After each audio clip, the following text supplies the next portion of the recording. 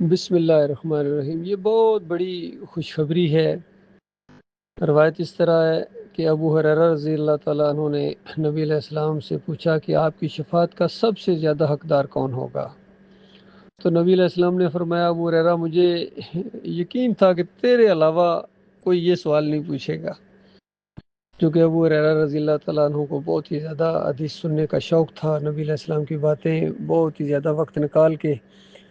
جب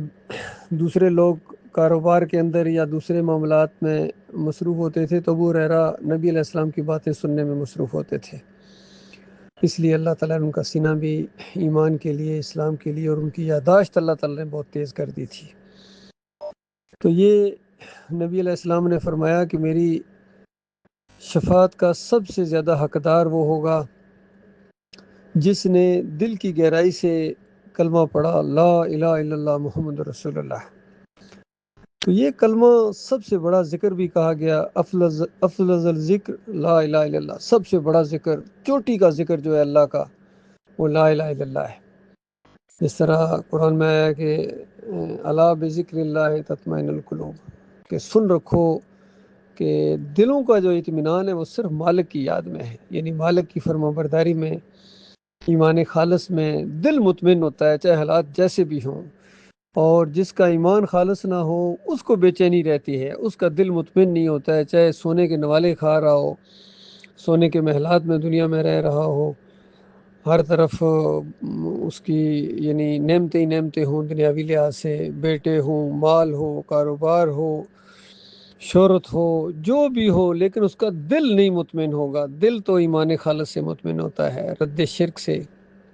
اللہ کے ساتھ محبت سے۔ اور مالک فرماتا ہے مومن وہ ہوتے ہیں جو اشد حب للہ، اپنے مالک سے بڑی شدید محبت کرتے ہیں، ہر کام ان کا اپنے مالک اللہ، اپنے مالک کی خوشنودی کے لیے، رضا کے لیے۔ نیک کام بھی کریں گے تو ذہن کے اندر یہی ہوگا کہ میرا مالک اس سے خوش ہوگا، برائیوں سے بچیں گے تو پھر بھی یہی ذہن میں ہوگا کہ برائیوں سے بچنے سے بھی میرا مالک خوش ہوگا، اور اگر میں برائیوں میں مبتلا ہو گیا تو میرا مالک میرے سے ناراض ہو جائے گا۔ یہی بس سب سے بڑا کھٹکا مومن کو یہی لگا رہتا ہے۔ تو یہ معاملہ ہے۔ تو شفاعت ان کے لیے ہوگی جو لا الہ الا اللہ کو مانے، اور یہ اقرار باللسان و تصدیق بالقلب، یہ بھی بخاری کی روایت ہے کہ زبان جب اقرار کرے تو دل کی گہرائی بھی اس کا ساتھ دے کہ اللہ کے علاوہ کوئی معبود نہیں ہے، اس کے علاوہ کوئی پکار کے لائق نہیں ہے، کوئی نظر و نیاز کے لائق نہیں ہے، واسطے وسیلے کے لائق نہیں ہے، بھروسے اور توکل کے لائق نہیں ہے، پکارے جانے کے لائق نہیں ہے۔ تو دیکھیے آج ہماری قوم ہے، یہ پکار رہی ہے یا علی مدد، یا رسول مدد، یا بری کر کھری، یا محی الدین چشتی پار لگا دے کشتی، اور پھر ساتھ کلمہ بھی پڑھتے ہیں۔ 11ویں بھی چل رہی ہے، 12ویں کا کیک بھی کاٹا جا رہا ہے، اور عرس اور میلے بھی ہو رہے ہیں، چادریں چڑھائی جا رہی ہیں، اور ساتھ ساتھ لا الہ الا اللہ کا ورد بھی جاری ہے پیر صاحب کا۔ تو ان کو ایمان خالص کی ہوا بھی نہیں لگی ہے، یقین کیجئے۔ لا الہ الا اللہ پڑھنے والا کسی اور کو مدد کے لیے پکارے، لا الہ الا اللہ پڑھنے والا اللہ کو کہے کہ یا اللہ فلاں کے صدقے مجھے دے، اس کو تو ایمان کی ہوا بھی نہیں لگی ہے، بے حق فلاں، بے حرمت فلاں، اس کے تو دل میں اپنے مالک کی محبت ہے ہی نہیں ہے، اس کو یقین ہی کوئی نہیں ہے کہ مالک مجھے دیتا ہے یا سنتا ہے یا مالک کا حکم کیا ہے۔ تو آج امت مسلمان جو اللہ کے عذاب کی لپیٹ میں ہے، یہ شرک کی وجہ سے ہے، چاہے یہ سیلابوں کی، یہ جو سیلاب خوفناک قسم کے آ رہے ہیں، بادل پھٹ رہے ہیں، بستیوں کی بستیاں ان کی سویپ ہو رہی ہیں، لیکن ابھی بھی یہ کہہ رہے ہیں یہ آزمائش ہے یا عذاب ہے۔ اچھا ابھی بھی شک ہے تمہیں؟ اور یہ اللہ عذاب لاتا ہے، اور زیادہ تر یہ جتنے بادل پھٹے ہیں ان کی آپ پوری ہسٹری دیکھیں، جتنے بھی ہیں یہ رات کے وقت زیادہ تر، اور اللہ کا بھی فرمان یہی ہے کہ یہ بستیوں والے اس سے غافل ہو گئے ہیں کہ کہیں رات کے وقت اللہ کا عذاب آ جائے، یا دن کو جب قیلولہ کر رہے ہوں، سو رہے ہیں، اس وقت اللہ کا عذاب آ جائے، یا مالک فرماتا ہے کھیل کود رہے ہوں، میچ دیکھ رہے ہیں، اور اللہ کا عذاب ان کے اوپر آ جائے۔ یہ معاملہ ہے اللہ کے بندو، دنیا میں یہ عذاب آتے ہیں تاکہ اللہ کی طرف رجوع کرو۔ یہ قوم اللہ کی طرف رجوع کرنے کے لیے تیار ہی نہیں ہے۔ دیکھیے کتنا شمالی علاقہ جات میں پہلے عذاب آیا تھا، کس طرح زلزلے سے ہلا مارے گئے تھے، لیکن کیا ان کے عرس اور میلے ختم ہوئے؟ یا علی مدد کے نعرے اور چرس کے سوٹے ان کے ختم ہوئے ہیں؟ درباروں اور مزاروں کے اوپر سارے رکھوالے بنے ہوئے ہیں، وہ ہمارے سیاسی لیڈر ہوں، مذہبی لیڈر ہوں، عسکری لیڈر ہوں، سارے کے سارے شرک کے رکھوالے ہیں، قانون کی ایک ایک نقطے کو جاننے والے جسٹس ہیں، چیف جسٹس ہیں، لیکن شرک کے خلاف آواز نہیں کھولتے ہیں، منہ نہیں ان کا کھلتا۔ تو یہ سمجھتے ہیں کہ اللہ ان کو چھوڑ دے گا، مالک چھوڑنے والا نہیں ہے۔ یہ اقتدار تمہیں اس وجہ سے دیا تھا کہ شرک کے رکھوالے بنو۔ اقتدار اس لیے اللہ دیتا ہے تاکہ تم خود بھی پہلے اللہ کے بندے بنو اور عوام کو بھی اللہ کا بندہ بناؤ۔ باقی جب اللہ کے بندے آئیں گے تو انشاءاللہ